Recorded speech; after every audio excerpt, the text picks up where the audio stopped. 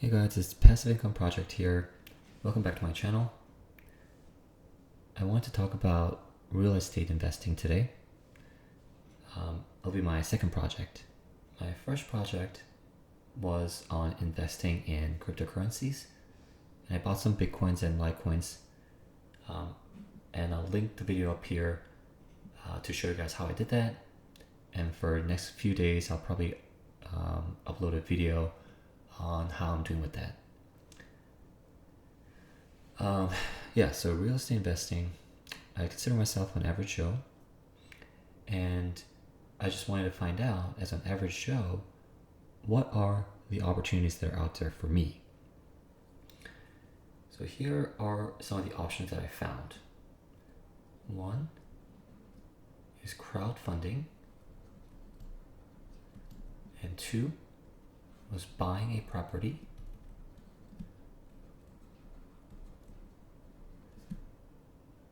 for a rental or flipping it. Last option is REITs, or otherwise known as real estate investment trusts. If you stick around till the end of the video, I'll let you guys know what I chose and what I plan to do exactly. Alright, so let's talk about each one. Crowdfunding. There are a lot of websites these days that offer crowdfunding for different projects. For example, there are Realty Shares, Fundrise, Realty Mogul. As I was looking into these, I just didn't meet the criteria. So I went to Realty Shares to sign up for an account, and they had a little disclaimer saying that I had to be an accredited investor. What that meant was that you had to meet certain criteria. All right. First of all, your individual income have to be greater than $200,000 for past 2 years. The second criteria was if your net worth is between 1 to 5 million, excluding the value of your primary home, or if you could invest if you have joint income of greater than $300,000. So these are criteria to be considered as an accredited investor. Unfortunately, I don't meet any of these criteria. I don't think an average Joe would meet any of these criteria. So this was kind of out of the question. There's a website. This one, I'm sure there are other websites, Fundrise, that offered some limited opportunities for non-accredited investors. But then the problem was, if you're looking to crowdfund a project, you're probably looking into investing in like a specific residential or commercial project, right? Like a specific one. But if you're non-accredited investors, like I said, you have limited opportunities, and they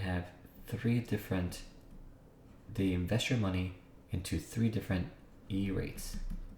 Okay, and that's good. Like if you're gonna invest my money into REITs, that's okay. But then the problem with Fundrise or any other website that offers you this is they charge you management fees of 0.85%, plus there's an advisory fee of 0.15%. That's total of 1% fee that you have to pay for them to invest your money into REITs, right? erase this real quick. The problem with 1% fee is that you can find REITs. You can find REITs with much lower fees if you wanted to just invest in them by yourself. For example, you have Vanguard, REITs, ETF, you have iShares, you have Schwab, and all these companies charge you a lot less. For example, Vanguard charges you 0.12%. I think iShares, they charge you about 0.07, 0.08% management fee. So as you can see, it's a lot less. So why would you have Fundrise invest in REITs for you at a much higher price? It just didn't make sense to me. So I didn't sign up for that website. The second option is buying a property outright. So you could rent it out, or you could renovate it, do whatever, and then resell it, right? The problem with this option is that I live in an area where the cost of living is ridiculously high. So the housing prices, just a typical house would be like $600,000, $700,000, like $1 million. So I have to take out a mortgage, and inevitably they'll ask me for like a 20% down payment or something like that, right? And I just don't have that large sum of money laying around to put down into the down payment to buy a property. So this was kind of out of the option also. So that leaves me to my third option, which is REITs, real estate investment trusts. The benefit of this is that the cost of entry is very low. So anyone can kind of jump into buying REITs and then have an exposure to real estate investment. All right. So for example, Vanguard, like I said, up here, not only they have low expense ratio, their price is, I think, one ETF is around $80, $82. And iShares ETF is even lower. I think it's around like $20. So if you had $50, you could buy 2 of these. If you had $100, $500, you can gain exposure to real estate market. So I think this is an option that I'm going to go to. I don't know which specific ETF that I'll choose. Like I said, there are a lot of options out there, so I had to do a little research. But I think this is the option that I'm going with. And guys, I'm learning this. As